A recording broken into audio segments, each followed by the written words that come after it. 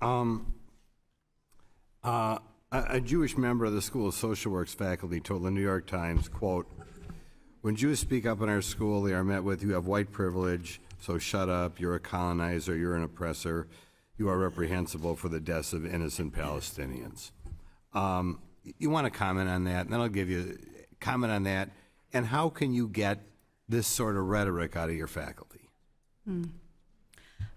I find those remarks reprehensible, and I How would does not this agree happen? with them. That's not the question. They're obviously indefensible. What is going on here? You guys talk about diversity. How in the world does this happen? Congressman, there are 4,700 faculty at Columbia, and most of them Please are speak doing up. I said there are 4,700 faculty at Columbia, and the vast majority are dedicated. Okay, I'll give you what I think the gist of the problem is. You guys talk about diversity. Could you give me a ballpark, School of Social Work, or your faculty across the board of your law school? How many you think are more on the Republican-leaning side, and how many are the Democrat-leaning side? I am personally incredibly committed to Pardon? viewpoint diversity. I am personally incredibly committed to viewpoint diversity, and is one of the things that I want to bring to Columbia. I do not know the answer to that because we don't Ballpark. ask people. I honestly can't answer that because How many, do you not- just in your own mind, could you rattle off like 10 Republican-ish faculty out of your 4,000 off the top of your head?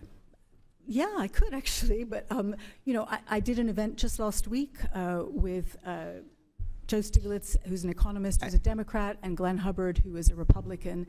We have two of our fellows from our Institute for Global Politics who are former Trump administration Now, let me give you another officials. question. On December 6th, the student group Columbia Social Workers for Palestine held disruptive pro-terrorism teach-in inside the school's lobby, in which they said on October 7th, the Palestinian liberation fighters demonstrated their refusal to be dominated and called their effort a heroic struggle for libertation.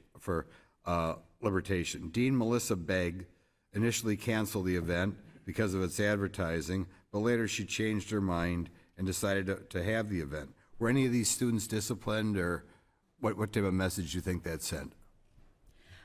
I believe some of those those students were identified, and they went through a disciplinary process. According to a current student, on October 10th, a request by Jewish students to the DEI office to designate a room to grieve the mass murder of Jews, something that should be perfunctorily agreed. Concern about the optics, given the lack of a similar room for Palestinian students, was it inappropriate to deny Jewish students their request? You think they should have been given that room or not? Sorry, I couldn't hear exactly. Deny them access the room that they would requested to book? Is that the question? You got to speak Yes, up. I believe, yes. I think they should have been allowed, and I believe that was corrected later. Why don't you aim for a little more Mr. ideological diversity on your Grothman, campus? Mr. Grothman, I have a your question. time is up. Mr. Sublime.